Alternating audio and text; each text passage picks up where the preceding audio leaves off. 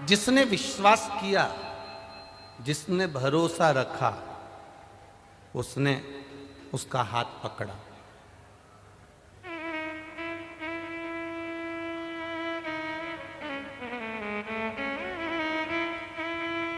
शिव कथा शंकर भगवान को चढ़ाया गया एक लोटा जल खाली नहीं जाता है। जिसने महादेव को एक लोटा जल चढ़ाया है, महादेव ने उसका जल चढ़ाने वाले हाथ को मेरे महादेव ने पकड़ लिया, और पकड़ लिया तो उसको पार लगा दिया।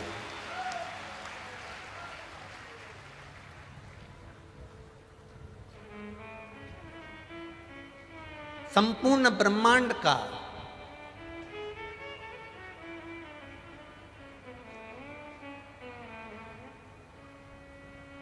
महाराज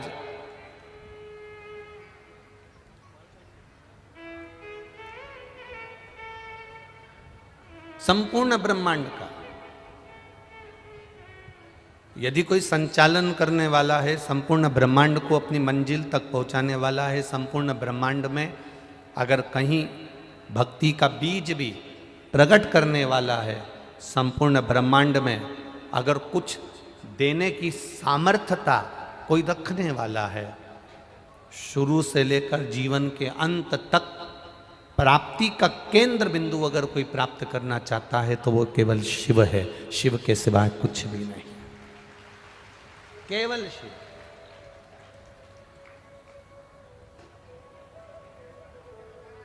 अगर कोई झूठे मुंह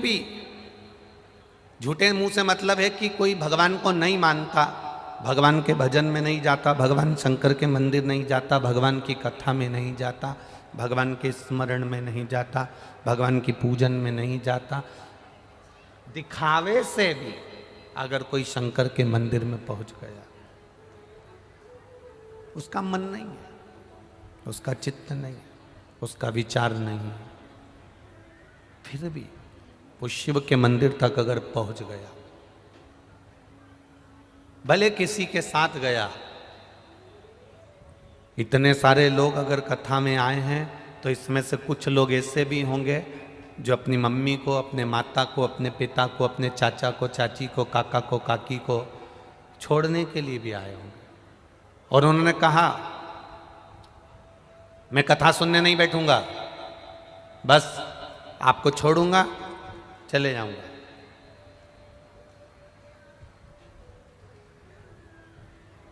केवल आपको छोड़ूंगा और चले जाऊंगा।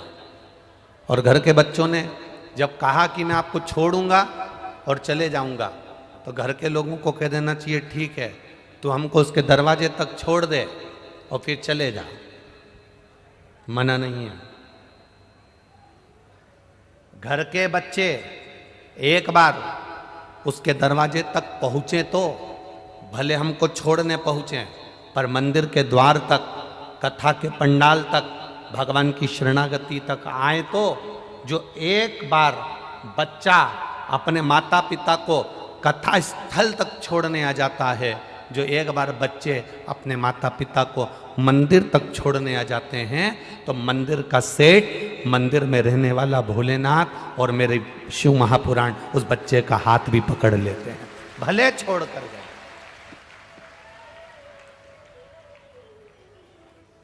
भले वो छोड़कर क्यों ना गया।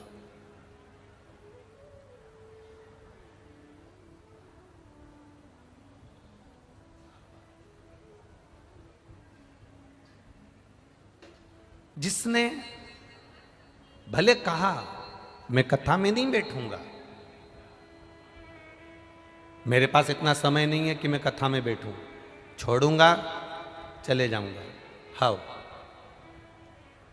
पति ने कहा मैं कथा में नहीं बैठूंगा, छोड़ूंगा और चले जाऊंगा। हाँ, कोई बात नहीं, तुम चलो तो छोड़ के तो आओ।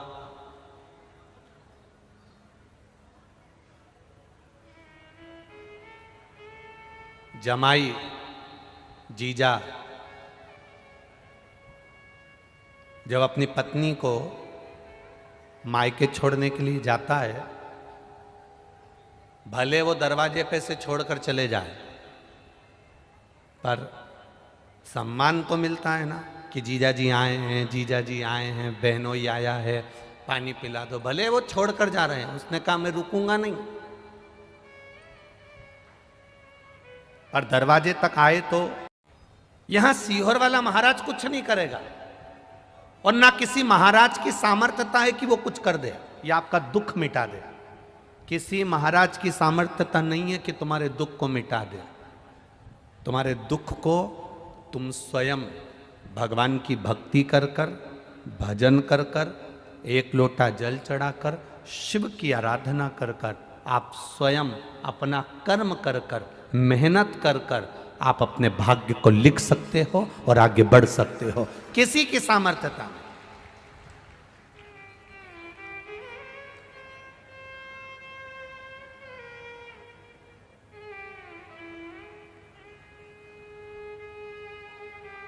कौन की सामर्थ्यता हो? लिखने वाला वो है।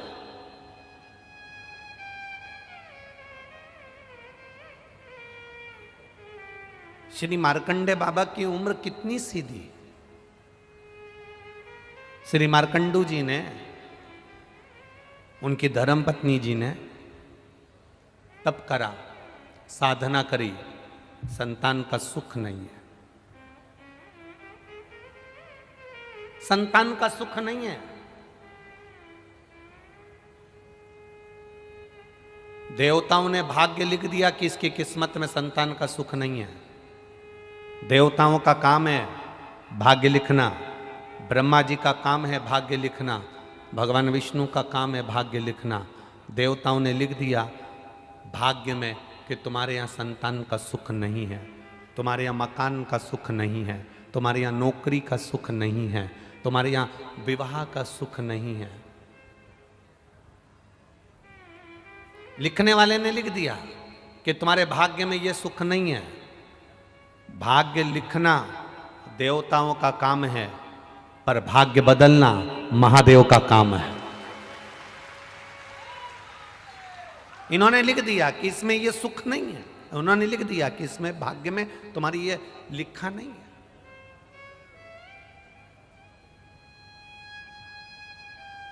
दुनिया में किसी की सामर्थ्यता नहीं कि तुम्हारा भाग्य लिख दे, तुम्हारा भाग्य बता दे। सामर्थ्यता केवल एक देवाधिदेव महादेव की है। इंसान को खुद को नहीं मालूम कि उसके साथ में अगला एक कदम बाद क्या होने वाला है। इंसान को खुद नहीं मालूम कि 2 कदम चलने के बाद क्या होने वाला है। इंसान को खुद नहीं मालूम कि थोड़ी देर बाद उसके साथ क्या होगा। भगवान ने ये गुण किसी को नहीं दिया कि कोई किसी का भाग्य बता दे या किसी का भाग्य लिख दे। हाँ, जो परमात्मा ने लिखा है वो मृत्यु लोक में आकर भोगना हमको है। पर जितना हम शंकर का भजन कर सकते हैं, जितना भगवान की कथा सुन सकते हैं, उससे हमें बल मिलता है, उससे बल। मार्कंडू जी के यहां संतान का सुख नहीं है।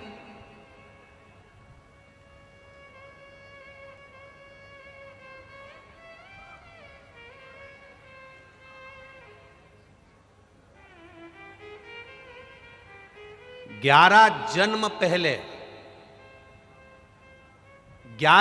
पहले कौन थे ये मार्कंडू जी? एक 11 जन्म पहले एक वैश्य, व्यापार करने वाले,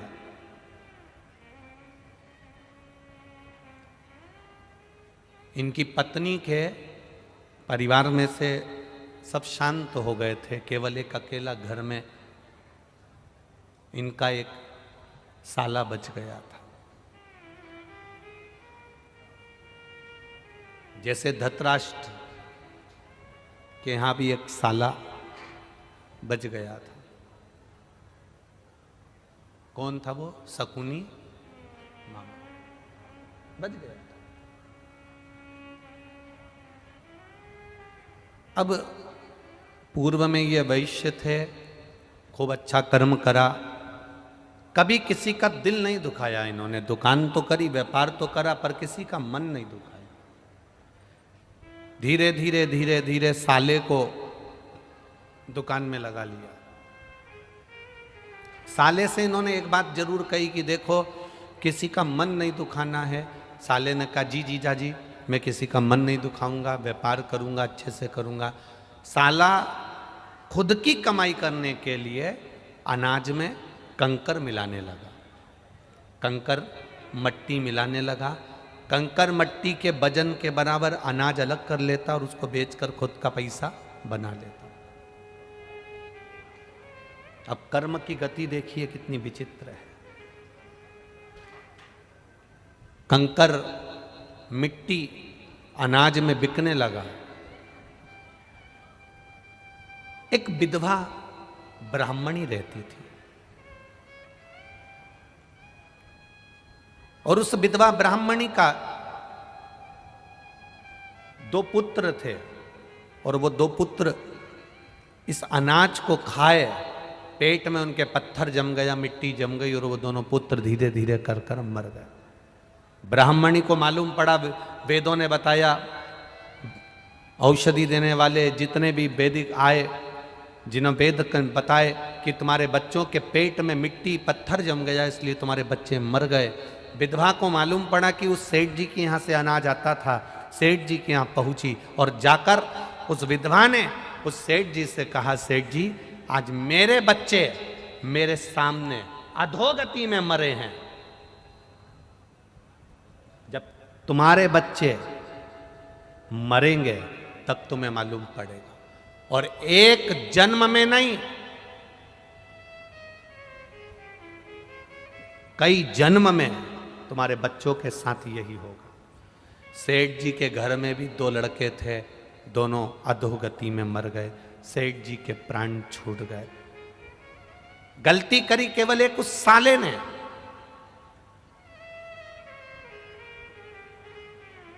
पर दुकान थी जीजा जी की, व्यापार था जीजा जी का, इसलिए भोगना भी जीजा जी को पड़ा।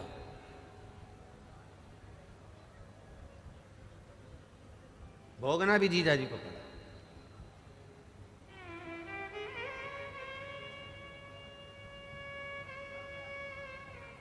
प्राण छूट गए। जीजा जी वो वैश्य शांत हो गया, समाप्त हो गया, विष्णुधर बना। फिर धीरे धीरे धीरे धीरे 1 जन्म, 2 जन्म, 3 जन्म, 4 जन्म निकलते निकलते निकलते निकलते कई जन्मों के बाद में फिर मार्कंडू जी बने। संतान का सुख नहीं हुआ, इनके संतान प्राप्ति नहीं हुई। किसी ने कहा भगवान शिव की आराधना करो। शंकर भगवान की आराधना करने के लिए एक वीरान जंगल में, वीरान क्षेत्र में, जहां कोई नहीं जाता, वहां पर मार्कंडू जी पहुंच गए। अपनी पत्नी के साथ एक शिवलिंग का निर्माण करे, पूजन करी, आराधना करी, बाबा से विनय करी। रोज प्रतिदिन शिव की आराधना, एकांत में रखे हुए शिव का पूजन 3 चीजें देता है। बहुत अच्छे से समझ लेना इनका एकांतेश्वर महादेव की कथा। एकांत में रखा हुआ शिवलिंग, एकांत में रखे हुए शिव जी की पूजन 3 चीजें देती है। पहला, हमारी उम्र बढ़ाती है। दूसरा, बड़ी बीमारी शरीर में एकांत का शिवलिंग कभी नहीं आने देता। और तीसरा, हमारे जीवन में कभी वैभव की, सत्ता की और लक्ष्मी की कमी नहीं आने देता। ये एकांतेश्वर। एकांतेश्वर का मतलब क्या है? जो एकांत में बैठा हुआ है, अलमस्त। ऊपर छांव है नहीं है, मंदिर के ऊपर शिखर है नहीं है तो भी ठीक, नहीं है तो भी ठीक। ओटले पर शिवलिंग रखा है, अकेला बैठा है, ना तो पार्वती उनके पास में बैठी दिख रही हैं, ना कोई बैठा दिख रहा है, ना गणेश जी दिख रहे हैं, ना कार्तिकेय दिख रहे हैं। बैठे हैं तो ठीक, नहीं है तो अकेला नंदी सामने बैठा है और शिव जी का शिवलिंग रखा है।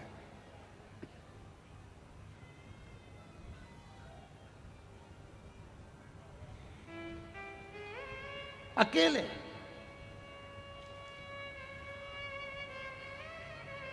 कई लोग हमसे कहते हैं गुरुजी हमारे गांव में शंकर जी का मंदिर है और शंकर जी के मंदिर के अंदर पार्वती जी नहीं है, गणेश जी नहीं है, कार्तिकेय जी नहीं है, केवल नंदी है और शंकर जी हैं। तो क्या हम पार्वती जी, कार्तिकेय जी, गणेश जी को बिठा दें? हमने कहा कितने साल से नहीं है? अरे गुरुजी हमारे तो दादा परदादा के समय का है, कम से कम 100, 150, 200 साल का है। वो मंदिर ऐसा कैसा ही है, टूटा फूटा है, भंगार सा है। उसमें ना गणेश जी हैं, ना देवी जी पार्वती जी हैं, ना कार्तिकेय जी, नंदी है, शंकर जी हैं। और शिवलिंग भी ऐसा हो रहा है, खंडित खंडित सा हो रहा है। तो क्या हम वहाँ दूसरे देवी जी को, पार्वती जी को, गणेश जी को, कार्तिकेय जी को बिठा दें? हम उनसे कहते हैं किसी को बिठाने की जरूरत नहीं है। हमने पहले भी कथा में कहा, आप लोगों को समझाया कि ये शिवलिंग है, ये जलाधारी है, ये चरण है। ये शिवलिंग शंकर जी का प्रतीक है, ये जलाधारी पार्वती जी का स्थान है, जहाँ से जल बहता है वहाँ गणेश जी, कार्तिकेय जी हैं। बीच में मोटी सी लाइन अशोक सुंदरी है, ऊपर जो जल टपक रहा है वो शिव जी की 5 लड़कियाँ जया, विषहरा, शामरीबारी, दौतली और देव हैं। शंकर भगवान का संपूर्ण परिवार इस शिवलिंग के अंदर है। अगर गणेश जी, कार्तिकेय जी, पार्वती जी कोई नहीं भी है तो चिंता करने की जरूरत नहीं है, क्योंकि महादेव वहां एकांत में बैठे हुए हैं, एकांतेश। कोई कहता है शिवलिंग खंडित हो रहा है। शंकर भगवान का शिवलिंग कई कई जगह से खंडित होते चले जा रहा है, क्या हम उसको बदल दें? बिजली महादेव मनाली में एक शंकर भगवान का ऐसा मंदिर है जिस पर बिजली गिरती है, शंकर जी के टुकड़े टुकड़े हो जाते हैं, मक्खन से उसको जोड़ा जाता है, वो भी तो खंडित होता है। खंडित हो भी गया, प्राचीन है, पुराना है, तो वो साधारण नहीं है, वो भी एकांतेश्वर। भले थोड़ा बहुत अगर उसमें कुछ हो भी गया है तो भी वो शिव के जितने टुकड़े से टुकड़े भी हो जाएं, एक कंकर कंकर भी अलग अलग हो गया, एक कंकर कंकर भी विभाजित हो गया तो भी वो शिवलिंग ही कहलाएगा, शिवलिंग के सिवा कुछ नहीं कहलाएगा। प्रयागराज कुंभ, जब प्रयागराज में प्रयाग का मेला भराया था तब सतुआ बाबा महामंडलेश्वर संतोष जी महाराज जी ने शिव पुराण की कथा शायद 2-3 दिन मिले थे तो शिव चर्चा करी थी। आप लोगों ने सुनी थी टीवी पे? तो उसमें आप लोगों ने श्रवण करा होगा। राम जी जब रावण को मार कर आए, प्रयागराज की भूमि पर पहुंचे, गुरु बाबा का दर्शन करने गए तो गुरु बाबा जी ने कह दिया नहीं नहीं नहीं, नहीं, तुम पर ब्राह्मण हत्या का दोष लगा है।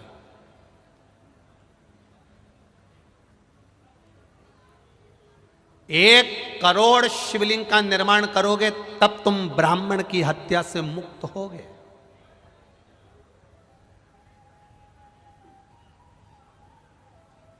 एक करोड़ शिवलिंग का निर्माण करना पड़ेगा तब तुम ब्राह्मण हत्या से मुक्त हो गए। अब राम जी चिंता में पड़ गए कि 1 करोड़ शिवलिंग का निर्माण करने में तुम्हारी पूरी जिंदगी निकल जाएगी। एक एक शिवलिंग बनाऊंगा, 1 करोड़ शिवलिंग बनाने में पूरा जीवन निकल जाएगा। 1.25 करोड़, 1 करोड़, क्या करा जाए? तब मां गंगा जी से राम जी ने पूछा कि आप बताओ कि शिवलिंग का निर्माण कैसे करा जाए। तो गंगा जी के पास गए। गंगा जी ने कहा चिंता मत करो राम जी, आप गंगा के तट की बालू रेत का शिवलिंग बना लो। उस बालू रेत में छोटे छोटे छोटे छोटे इतने कण होते हैं, मिट्टी का शिवलिंग बना लो। मिट्टी में इतने कण होते हैं, इतने कण होते हैं, मिट्टी में छोटे छोटे ढेर कण हो, बालू में छोटे छोटे ढेर कण।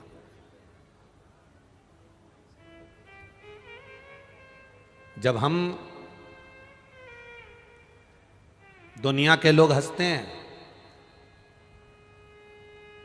सावन महीने की जब शिवरात्रि के दिन पूरे विश्व के लोग जब ऑनलाइन शंकर भगवान का शिवलिंग बनाते हैं, पूजन करते हैं, आप लोगों ने करी कि नहीं करी?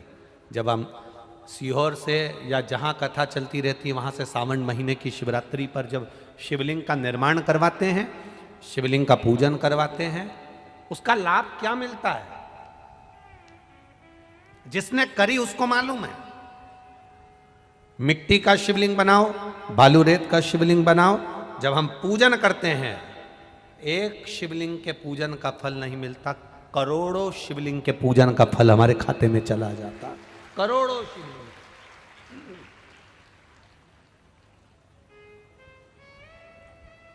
राम जी से कहा कि आप करोड़ों शिवलिंग का निर्माण करो, तब तुम ये ब्राह्मण की हत्या से छूटोगे। राम जी ने गंगा जी के कहने पर एक शिवलिंग बालू रेत का बना लिया, उसमें छोटे छोटे जितने जितने कण थे शिव जी को प्राप्त हो।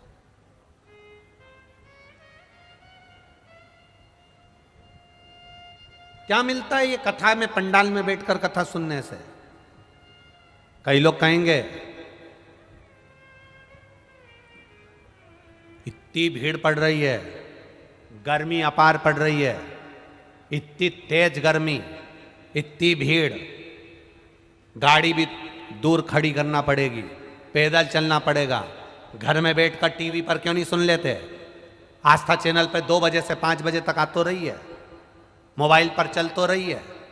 क्या करना कथा में जाकर बैठने से? उनको समझा देना 3.5 करोड़ रोम छिद्र ये मनुष्य के शरीर पर हैं। ये 3.5 करोड़ रोम छिद्र प्रतिदिन भगवान ने 3.5 करोड़ बार भगवान का नाम जपने के लिए दिया है। घर में अकेले बैठकर कथा सुनूंगी तो 3.5 करोड़ भजन का फल नहीं मिलेगा, पर कथा के पंडाल में बैठकर कथा सुनूंगी, जब श्री शिवाय नमस्तुभ्यम इतने सारे भक्त एक साथ बोलेंगे, 5 लाख 4 लाख 6 लाख लोग आज भी कथा में आए हैं, ये लाखों भक्त जब एक साथ, अब 5 लाख लोग अगर कथा सुनने आए हैं और 5 बार अगर श्री शिवाय नमस्तुभ्यम 5 लाख लोग एक साथ बोलेंगे तो लाखों में मंत्र जाप हो जाएगा।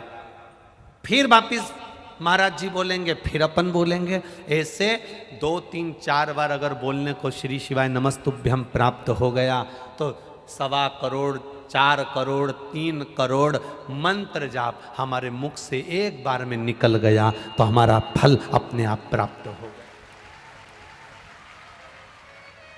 क्यों कहते हैं पंडाल में बैठकर कथा सुनने वाले को 3 महीने के अंदर बाबा झोली भर देता है? हम क्यों कहते हैं कि 3 महीना इंतजार करना? जो लोग बिस्कुट खिला रहे हैं, पानी पिला रहे हैं, किसी को पोहा खिला रहे हैं, आपने अपने तिजोरी के खजाने खोले हैं, अगर इन शंकर के भक्तों के लिए कोई पानी, कोई शरबत, कोई चाय, कोई नाश्ता, कोई भोजन, कोई पूड़ी। आज सुबह की बात है, किसी का सीहोर फोन गया होगा, कोई बिमला प्रजापति करके कोई महिला, उनका फोन गया कि हम बहुत बड़ा भंडारा नहीं कर सकते, तो हम को अगर शंकर जी के भक्त की सेवा करना हो तो क्या करना चाहिए?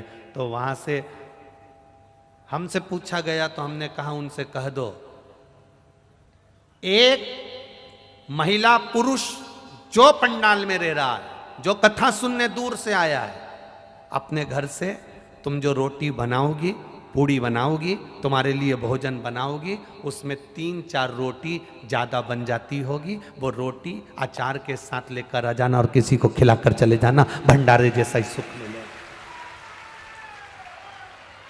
जरूरी नहीं कि आप 4 लाख लोगों को भोजन कराओगे तो भंडारे का सुख मिलेगा, 50,000 आदमी को पानी पिलाओगे तो भंडारे का सुख मिलेगा। अपने साथ में एक पानी की बोतल ज्यादा लेकर आओ, जिससे उठकर जाना नहीं पड़े, किसी को हमारे बीच में आना नहीं पड़े, कोई पानी बांटने वाला हमारे बीच में आएगा तो हमारी कथा छूट जाएगी। एक पानी की बोतल ज्यादा लेकर चलो, किसी को प्यास लगे अपनी पानी की बोतल में से बैसाख के महीने में उसको पानी पिला देना, पूरी जिंदगी भर पुण्यता का फल प्राप्त हो जाए।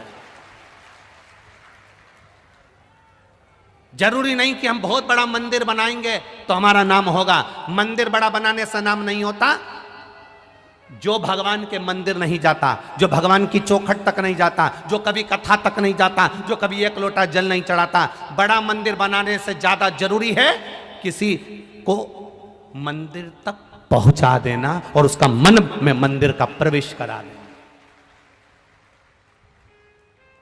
ढेर मंदिर बन गए, ढेर सारे मंदिरों का निर्माण हुआ। शिव महापुराण की कथा जब चालू नहीं हुई थी तो आप छत्तीसगढ़ वालों ने भी देखा होगा, इतने मंदिर थे, इतने मंदिर थे, इतने मंदिर थे, कोई मंदिर ही नहीं जाता था, घंटी तक नहीं बजाता था। पंडित जी अकेले घंटी बजाते, उसके बाद में आरती उतारते, आरती उतार कर फिर पंडित जी वापस घंटी बजाते। ये स्थिति मंदिरों की थी। आज के समय में शिव महापुराण की कथा सुनते सुनते सुनते सुनते लोगों के मन में जो भाव जगा, अब पंडित अकेले घर मंदिर में नहीं रहते, अब भक्त भी मंदिर के अंदर रहते हैं। मंदिर तो ढेर बन गए, मंदिर बनते चले गए, बनते चले गए। हमारी कॉलोनी में मंदिर, हमारी सोसाइटी में मंदिर, हमारी जगह पे मंदिर, मंदिर तो बन गए पर भक्त नहीं बन पाए थे, वो भक्त कम होते चले गए थे। शिव महापुराण ने उन्हीं भक्तों को केवल मंदिर तक पहुंचाने का कार्य किया है। शिव पुराण ने उन्हें मंदिर तक भेज दिया। जरूरी नहीं कि आप मंदिर बनाओगे तो आपका नाम होगा, आप किसी के हृदय में भी तो मंदिर बना दो। क्यों? भिलाई में कथा चल रही है, तो कथा में गई थी कभी? अपनी पड़ोसन से कह सकती है, क्यों भिलाई में कथा चल रही है, तू नहीं गई कभी कथा में? अरे बहुत भीड़ होती है, अरे मेरा तो मन ही नहीं करता। तो भीड़ में कौन जा रही है? थोड़ा दूर जाके बैठ जाओ, थोड़ा दूर जाकर बैठ जाओ। पंखा ऊपर लटका है, ये देखो ऊपर लटके कि नहीं लटके? लटका है। अरे बोलो तो जम के। हवा कहाँ आ रही है? नीचे। कोई जरूरी है कि तुम पंखड़ी से लटको तभी हवा मिलेगी? अरे बोलो तो जम के। कोई जरूरी है कूलर चल रहा है तो कूलर की हवा सब दूर जाएगी? कोई जरूरी है कि कूलर से चिपको? लाइट हेलोजन वहां जल रही है, उजाला सब दूर आ रहा है, कोई जरूरी है कि तुझे और उजाला चाहिए तो तू हेलोजन से चिपक? नहीं। थोड़े दूर भी पंखे से होगे तो हवा मिलेगी, थोड़ी दूर भी कूलर से होगे तो हवा मिलेगी, थोड़ी दूर भी हेलोजन और लाइट से होगे तो उजाला मिलेगा, थोड़ी दूर भी कथा के पंडाल से रहोगे तो भी शिव मिलेगा। ये निश्चित है। दिल से बाबा से कही गई प्रार्थना स्वीकार करते हैं। शिव कथा कह रही है,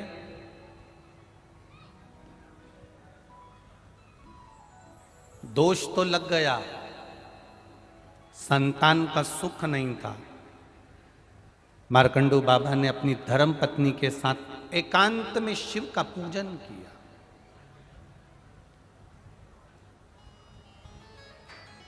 आप जिस गांव में रहते हो, आप जिस नगर में रहते हो, आप जिस शहर में रहते हो, आप जिस क्षेत्र में रहते हो, कहीं जाते आते आपको भी कहीं ना कहीं ऐसा शिवलिंग का दर्शन हो जाए जो एकांत में है, कोई नहीं जाता। एकांत 3 चीजें प्रदान करता है वो एकांत का शिवलिंग। एक तो आयु बढ़ाता है, रोग से मुक्ति देता है, वैभव देता है।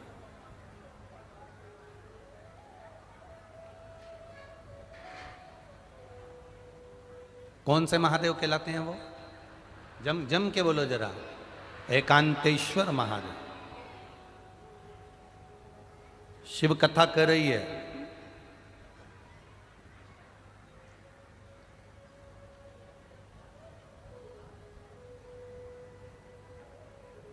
ऐसे एकांत का जो शिवलिंग होता है, एकांत में कहीं भगवान शंकर विराजमान होते हैं, वहां कुछ देर बैठेंगे। संगत थोड़ी सी एकांतेश्वर महादेव की अगर मिल गई तो वो फल देती है। जैसे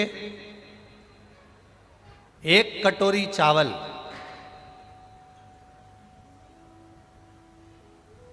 और उस चावल ने अगर पानी का संग कर लिया, अग्नि का संग कर लिया, चावल पानी से जुड़ गया और पानी ने कहा चल मैं तुझे अग्नि का संग करा देता हूं। उसी चावल ने पानी के साथ मिलकर अग्नि का संग कर लिया। चावल एक कटोरी था, पानी और अग्नि का संग करने से एक कटोरी चावल पूरा कुकर भर देता है, एक कटोरी चावल पूरी भगोनी भर देता है, एक कटोरी चावल पूरा बर्तन भर देता है। चावल एक कटोरी था पर पानी का संग मिला, अग्नि का संग मिला तो पूरा कुकर भरा गया, पूरा बर्तन भरा गया। उसी तरह एकांतेश्वर महादेव का जब संग इस संसारिक मनुष्य को प्राप्त होता है तो वो भी खाली झोली भर ही देता है। वो एकांतेश्वर महादेव है।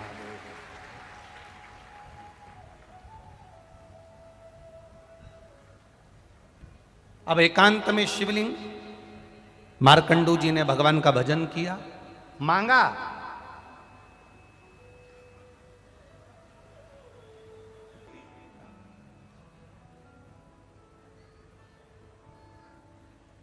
शिव कथा कह रही है, विश्वास के साथ मांगा गया, विश्वास के साथ किया गया भजन खाली नहीं जाए। प्रतिदिन शिव मंदिर तक अगर आप जा रहे हो, प्रतिदिन देवाधिदेव महादेव के शिवालय तक आप जा रहे हो, प्रतिदिन एक लोटा जल शिव को चढ़ा रहे हो, ये मत सोचना कि महादेव तुमको अब भी की अब भी दे देंगे। हो सकता है फाइल थोड़ी सी मोटी हो तो काटने में समय लग रहा होगा, पर खाली नहीं रखेगा, झोली भरकर जरूर भेजेगा, ये निश्चित है, निश्चित। इतने लाखों की संख्या में आप इस ग्राउंड के अंदर आए हो,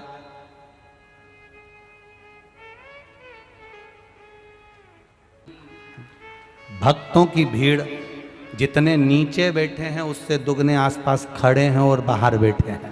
ये शिव तत्व है। खाली नहीं जाओगे, तुम्हारा विश्वास भोलेनाथ जी डिगने नहीं देगा। आप आए हो उसके भरोसे तो खाली नहीं भेजेगा। तुमने जितना विश्वास रखकर कथा सुनी है उतना विश्वास रखकर 7 दिन की कथा है, 7 दिन 2 बजे से 5 बजे तक भरचक गर्मी भी पड़ेगी, सुबेरे 6 बजे से जगह संभाल कर बैठते हो तब जाकर यह कथा प्राप्त होती है। सहजता नहीं है।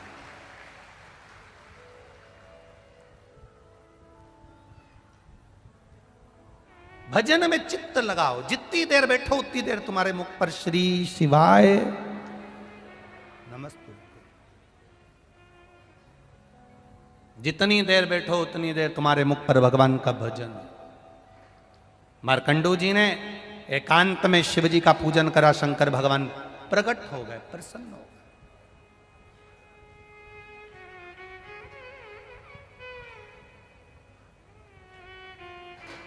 हमसे लोग कहते हैं कुबेरेश्वर धाम की इतनी महत्वता क्यों है, वहां तो अभी शंकर जी भी नहीं, कंकर शंकर है। हम उनसे कहते हैं वो एकांतेश्वर भी है। अगर वो कुबेरेश्वर है तो एकांतेश्वर भी है।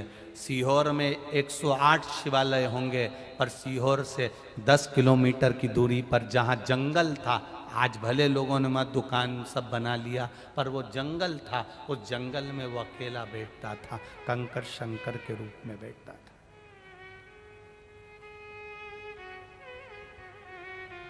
एकांतेश्वर है।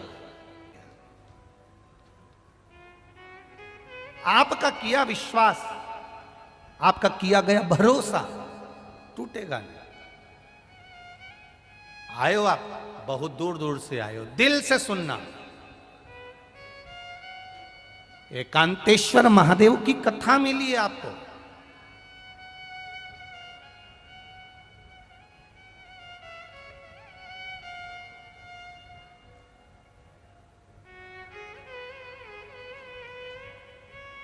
मार्कंडू जी ने पूजन करी, फल मिला।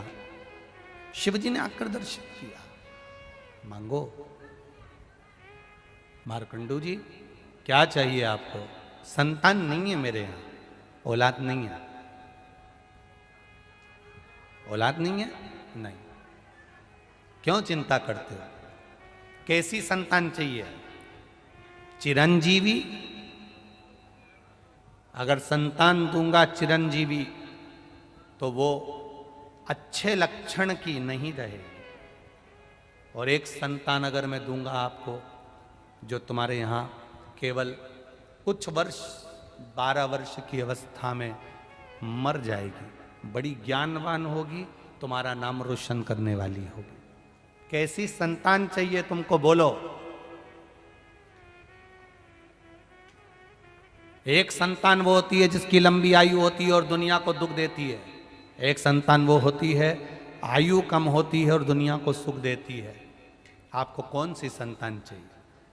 मार्कंडू जी ने कहा जो दुनिया को कष्ट दे ऐसी संतान नहीं चाहिए। भले मेरी औलाद की उम्र कम हो, भले मेरे बच्चे की उम्र कम हो, पर दुनिया को सुख पहुंचाए ऐसी संतान दीजिए। भगवान ने एक बेटा दे दिया जिसका नाम मार्कंडेय हुआ। अवस्था है छोटी, बड़ा ज्ञानी, बड़ा विद्वान। 10 वर्ष की आयु हो गई, मालूम पड़ा कि ये तो मर जाएगा। 12 वर्ष की केवल आयु है इसकी, क्या करा जाए? एकांत में शिवलिंग का पूजन कर कर अगर बेटा मिल सकता है तो एकांत में शिवलिंग का पूजन कर कर बेटे की उम्र भी बढ़ सकती है, यह निश्चित है। अभी आपको कथा में कहा एकांत का शिवलिंग उम्र बढ़ा देता है। एकांत का शिवलिंग हमारी रोग मिटा देता है। एकांत का शिवलिंग हमारा वैभव प्रदान कर देता है। एकांत है।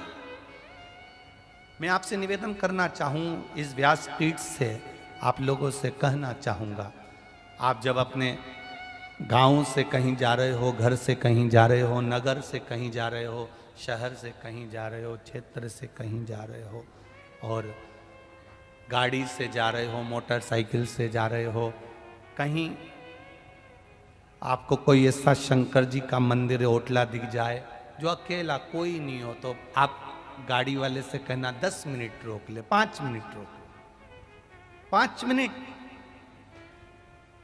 आपके पास में जल भी नहीं है, आपके पास में बेलपत्र भी नहीं है, आपके पास में चढ़ाने का कुछ भी नहीं है, मत होने दो। पर एकांत का कोई शिवलिंग मिल जाए, उसके पास जो पेड़ पौधे लगे हों उसकी पत्ती तोड़कर भी शिव जी को चढ़ाकर अपने दिल की बात कहकर चलते बनना, काम सफल। एकांतेश्वर है।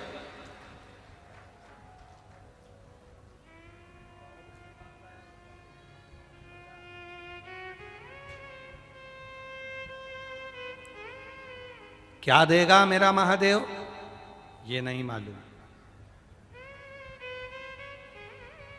पर इतना जरूर है वो अपने बच्चों को, अपने भक्तों को दुखी नहीं देखता। अगर अपने भक्तों को दुखी देखता होता, लगभग 1 बजे कथा का समय रहता है, 4 बजे तक, कहीं 2 बजे कथा का समय रहता है, 5 बजे तक, पर आपने टीवी पर जितनी बार भी कथा सुनी होगी, हमने हर बार कहा है, जहाँ जहाँ कथा होती है भोलेनाथ अपने हाथ की कृपा की छांव कर लेता है। 1 बजे से 4 बजे हो, चाहे 2 बजे से 5 बजे हो, बच्चों को धूप भी नहीं लगने देता। धूप आती है, थोड़ी देर रहती है, फिर जाती है, फिर आती है, फिर जाती है, फिर आती है, फिर जाती है। और ये एक कथा में नहीं, कई कथाओं से लगातार बाबा की कुछ कृपा करुणा ही ऐसी है कि वो अपनी छत्र छाया बनाकर कथा सुनवाता है। चिंता मेरे महादेव को रहती है कि कोई आया है, खड़ा है, धूप पड़ रही है, आएगा, छांव करेगा, चले जाएगा, लोगों को लग नहीं पाएगा कि कब आया और कब चलेगा, कब आता है, कब जाता है। आप अपनी कथा में मस्त रहो, आप अपनी भक्ति में मस्त रहो, वो आएगा जाएगा, मालूम ही नहीं पड़ता। आपकी चित्त वृत्ति परमात्मा में लगी होना चाहिए। अगर एकांत का शिवलिंग मेरे घर में बुढ़ापे में संतान दे सकता है, मार्कंडू जी वृद्ध हो चले थे तब तक उनकी औलाद नहीं थी। जब सारी आस समाप्त हो जाए, जब सब दूर से आस छूट जाए, तब मेरे बाबा दया करना, मैं तेरे भरोसे हूँ, मैं तेरे भरोसे हूँ। आता है आप लोगों को? जरा एक बार जम के बोलिएगा, मेरे बाबा मैं मेरे बाबा दया कर, मैं ना घर के भरोसे, ना परिवार के भरोसे, ना घर के भरोसे हूँ, ना परिवार के भरोसे हूँ, मेरे बाबा दया करना, मैं तेरे भरोसे, ना इनके भरोसे हूँ, ना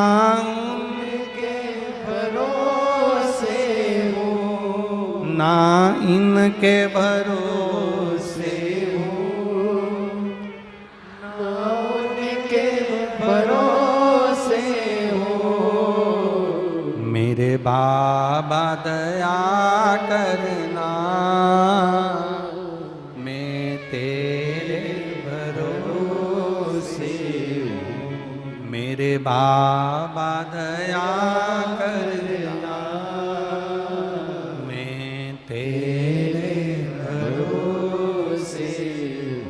हम उसके सहारे जी, हम उसके बल पर जी।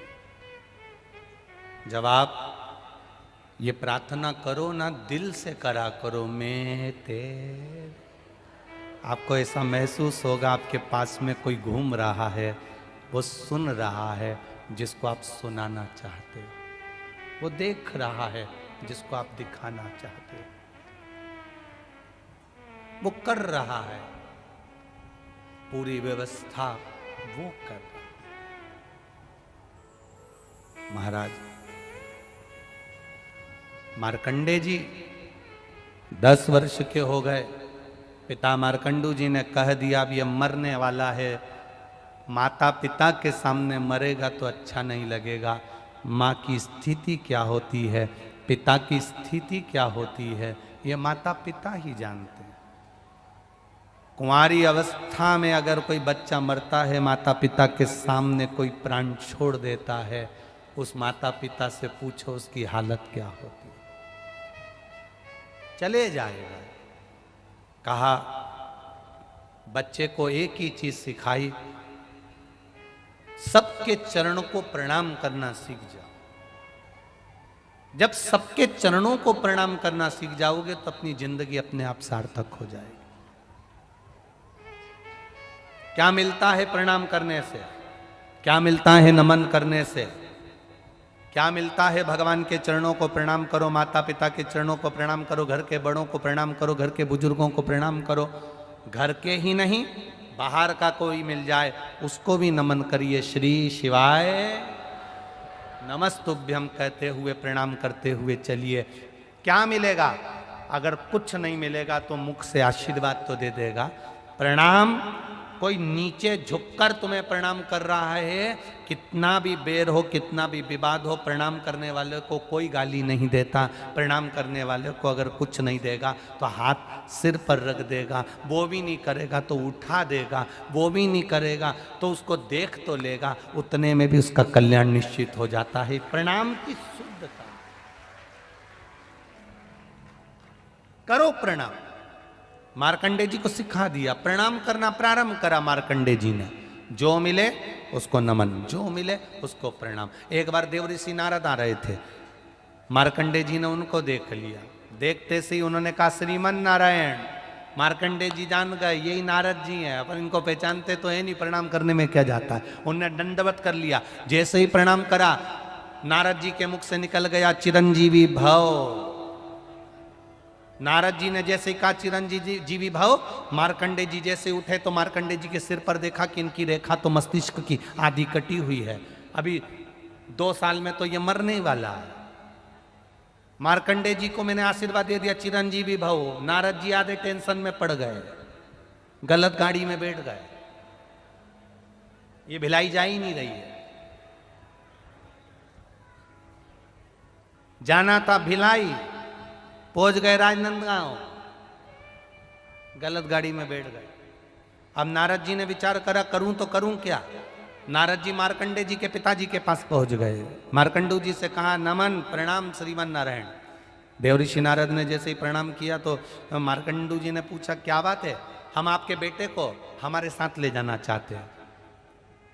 मार्कंडू जी ने विचार करा बेटा मरने वाला तो है, अच्छा है, माता पिता से दूर हो जाएगा, प्राण भी छूटेंगे तो दूर छूटेंगे, ले जाओ इसको ले जाओ। अब जो जाने ही वाला है उसको लेकर जा रहा हूं, चले जाओ।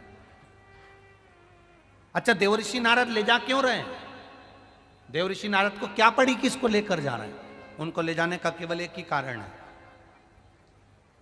अब मैंने आशीर्वाद दे दिया चिरंजीवी भव।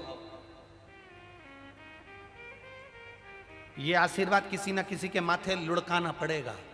बहुत चतुर होते हैं नारद जी, बहुत चतुर। अब ये इनको ले गए देवऋषि नारद मार्कंडे जी को। सबसे पहले पहुंच गए देवताओं के पास, सारे देवताओं के पास गए। अब इनकी तो आदत में थी मार्कंडे जी के दंडवत करना। इन्होंने जितने देवताओं के यहाँ जाए वहीं झुक के दंडवत कर दें। देवता इतने खुश, चिरंजीवी भव, चिरंजीवी भव। देवऋषि नारद इतने खुश, गाड़ी चेंज। अब अपनी गाड़ी में ये है ही नहीं, अब तो ये दूसरे की गाड़ी में बैठ गए। देवऋषि नारद इनको इंद्र के पास ले गए। इंद्र ने आशीर्वाद दे दिया चिरंजीवी भव। देवऋषि नारद बोले बहुत बढ़िया महाराज, क्या कहने तुम्हारे, 2 साल में मरने वाला। इंद्र ने नारद जी के चरण पकड़ लिए, तुम्हारे पांव पड़ूं, आशीर्वाद मेरा गड़बड़ हो गया, कुछ मेरे ऊपर कृपा कर दो। देवऋषि नारद बोले हम भी ऐसे ही फंसे थे जैसे तुम फंसे हो, अब तुम जानो। देवऋषि नारद ने जैसे कहा तो इंद्र मार्कंडे जी को पकड़कर ब्रह्मा जी के पास ले गए। ब्रह्मा जी के चरणों में जैसे ही मार्कंडे जी ने दंडवत करी तो ब्रह्मा जी ने आशीर्वाद दे दिया चिरंजीवी भव। इंद्र बोले अब हम जा रहे हैं। ब्रह्मा जी ने पूछा क्यों? ये बच्चा 2 साल में मरने वाला है, हम गलत गाड़ी में बैठ गए थे, अब तुम निपटो।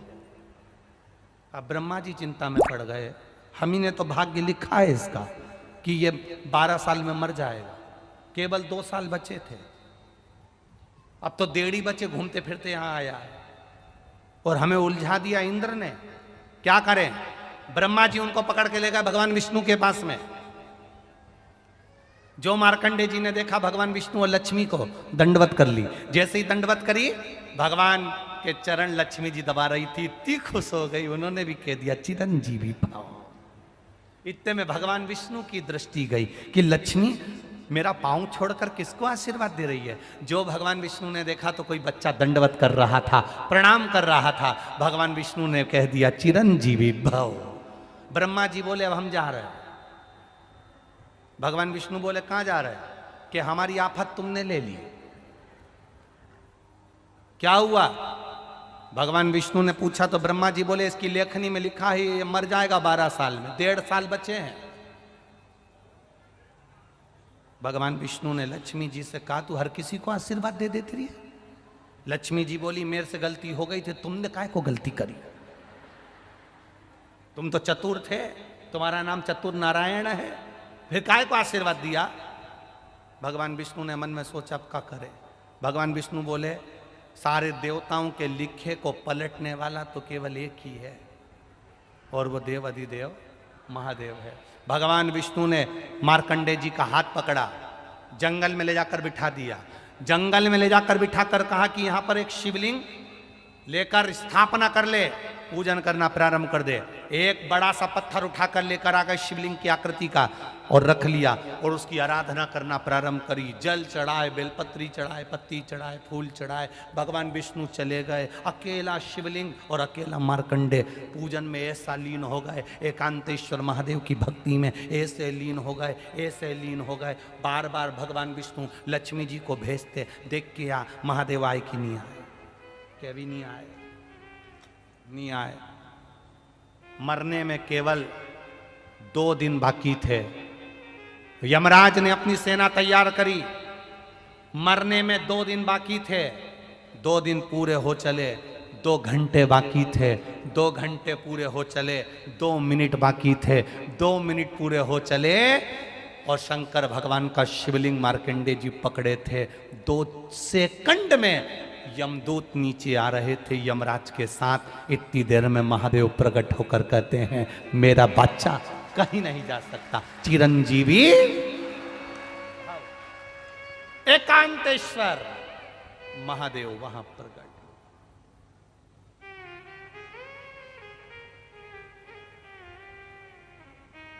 जिनकी पत्रिका देखकर, जिनके ज्योतिषाचार्य ब्राह्मण विद्वान भूदेव, जिनको दुनिया के लोग कह दें कि तेरी आयु कम है, उसे एकांत में शंकर जी का मंत्र जपना चाहिए। अगर शिवलिंग की पूजन भी नहीं कर सको तो एकांत में श्री शिवाय नमस्तुभ्यम जपना चाहिए।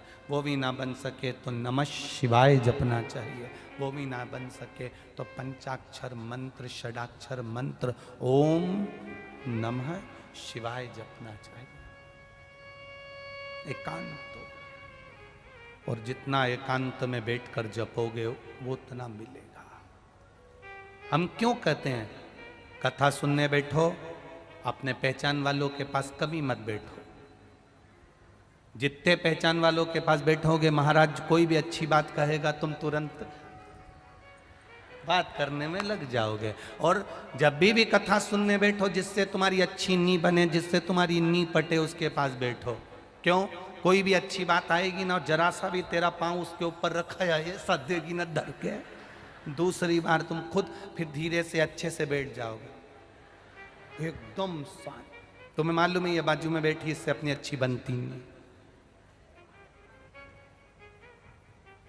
इसीलिए तो पूजन करने बिठाते हैं तो पति पत्नी को साथ बिठाते हैं, क्योंकि इन दोनों की कभी आपस में बनती नहीं। ये सही बैठेगी तो ये भी सही बैठेगा, ये सही बैठेगा।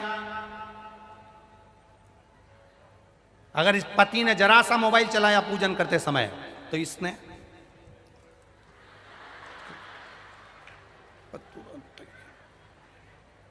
और इसका ध्यान कहीं गया, आधा किलो दूध लिया, झाड़ू लगाते लगाते वहां तक लिया, इतने में पति ने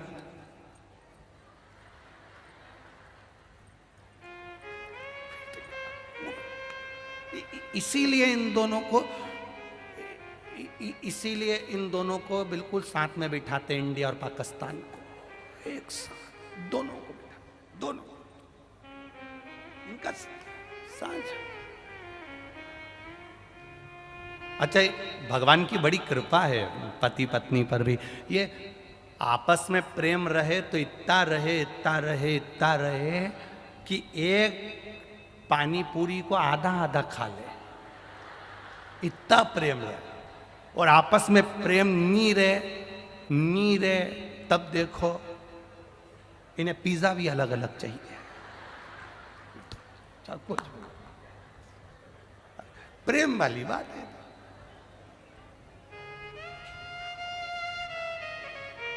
केवल भगवान विष्णु ने मार्कंडे जी को मार्ग बताया था कि एकांत में जाकर भगवान का भजन करना।